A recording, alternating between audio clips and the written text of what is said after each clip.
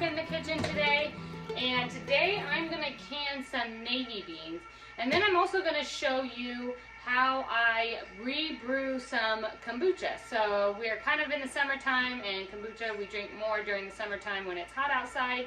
I go through waves. We tuck it away, stick it in the refrigerator, and then bring it back out when we're ready to have some more again. And so I'm going to show you simple steps on how to do that here at home. But first, I did not get my navy beans soaked last night. So if you've watched some of my bean videos, I always soak my beans usually about 24 hours before I'm going to can them, and that's just to break down the phytic acid in them. I didn't get to that yesterday. We picked up my girls from Rodeo Bible Camp, and just the night we got home late, the night got away from me, and I forgot to do it before I went to bed. There is a quick way to do it, and I just went ahead and put my beans in the pot. I filled it with water, I turned it on to high, and I let it come to a boil, and then I went ahead and covered it and turned my stove off. I'll let it sit here for an hour before I fill my canning jars and do the rest of the process in canning. And that helps just to break down that phytic acid and do it in a quick way. I like to have navy beans canned on my shelf because that makes a really quick white chicken chili. You can use it and make a quick cowboy bean, or like a beans for hamburgers or something like that. If they're already cooked and canned on your shelf, it's really simple to just dump it into a recipe. So all of my beans, I try and have some pint-sized jars sitting on my shelf ready to do that. To know how much beans you need to soak, I use this cookbook here, which is called The Complete Guide to Pressure Canning. And in it, there is a chart. If I can find it quickly.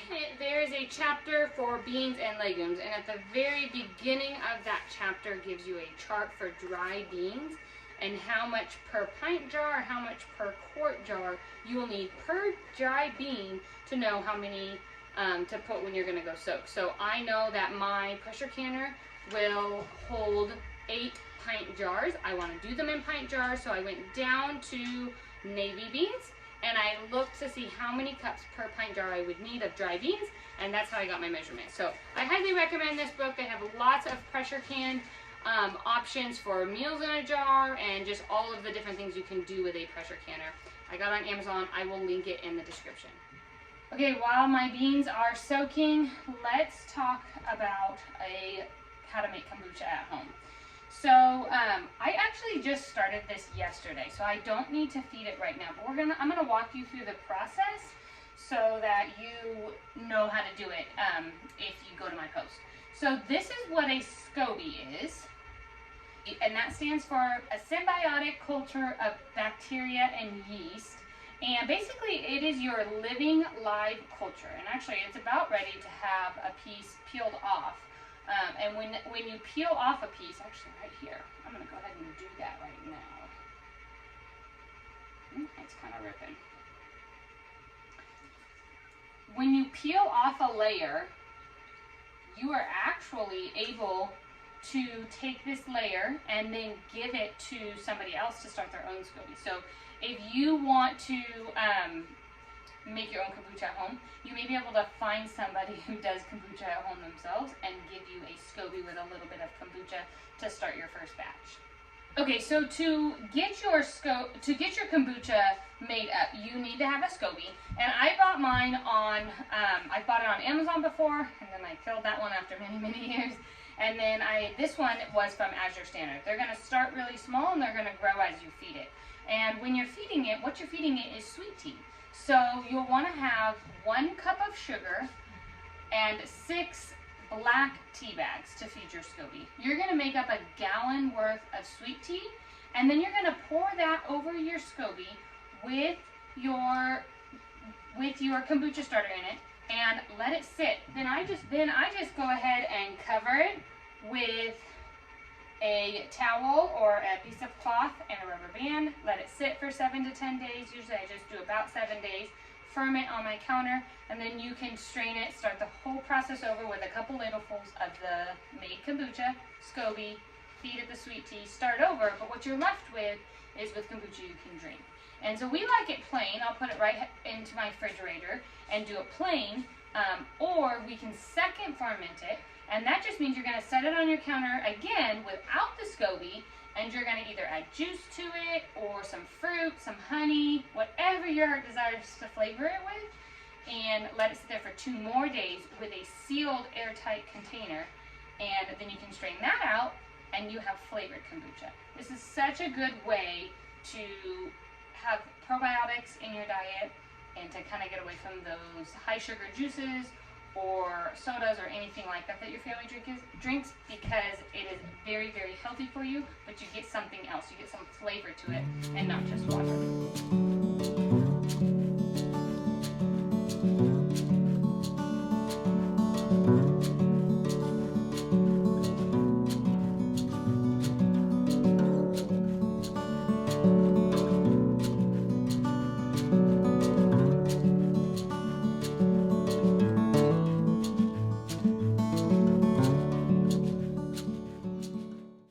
Okay, so the beans have been sitting here for an hour soaking.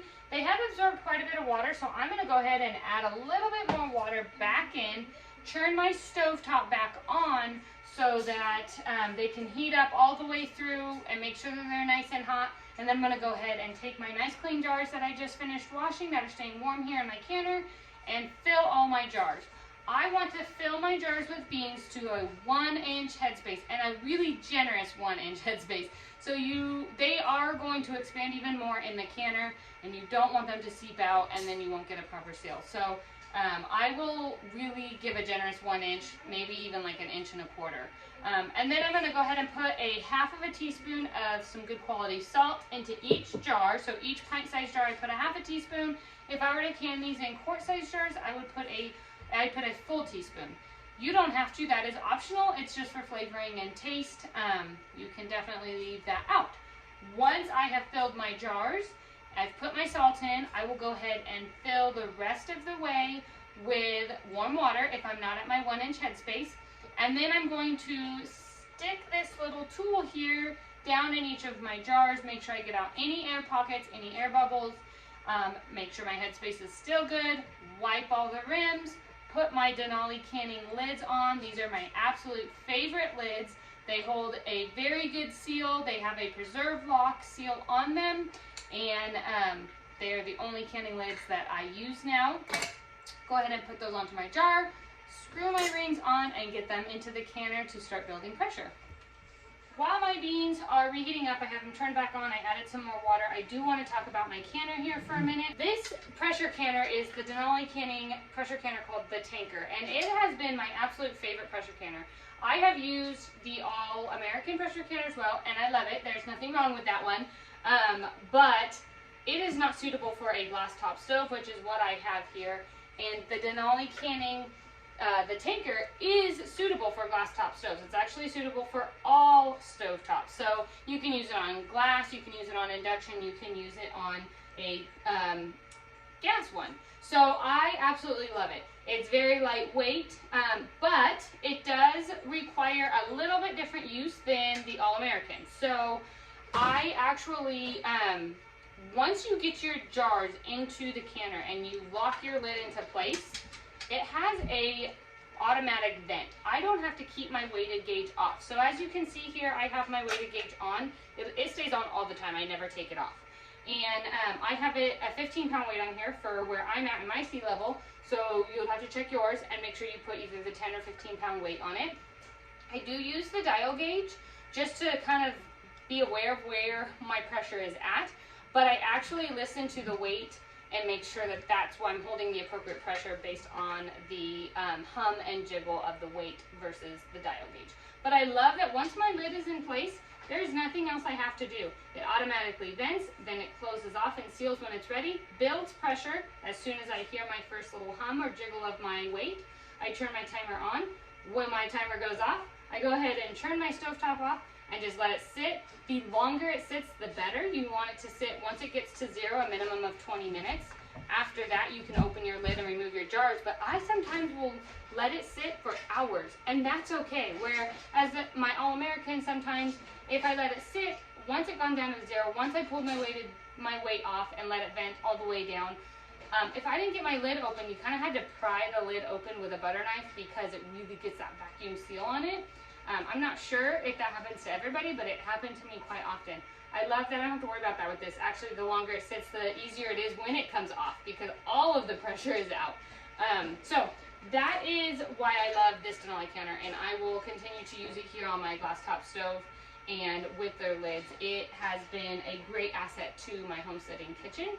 So now that our beans have been going, I'm going to get my ladle and start getting my jars filled, putting the salt in, and putting my lids and rings on. Then get into the canner and get going.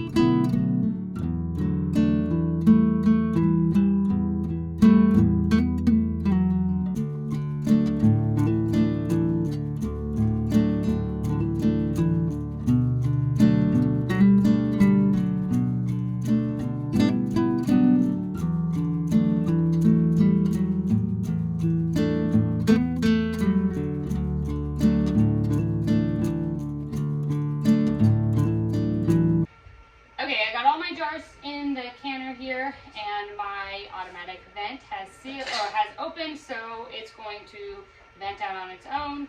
Once it's done venting, it'll seal itself off. I don't have to do anything, and it'll start building pressure. So I am now just going to not walk away, but wait until I hear that first jiggle. But I don't have to stand here and watch my canner. It is a whole process. Once it is up to pressure and I hear my first jiggling and the hum of the weight, I will start my timer. Since these are pint-sized jars, I will go ahead and do it for 1 hour and 15 minutes. If I was doing quart-sized jars, I would do 1 hour and 30 minutes. So I'm going to wait for my weight to start jiggling and humming. Then I will start my timer for 1 hour and 15 minutes and let it process at pressure for that full 1 hour.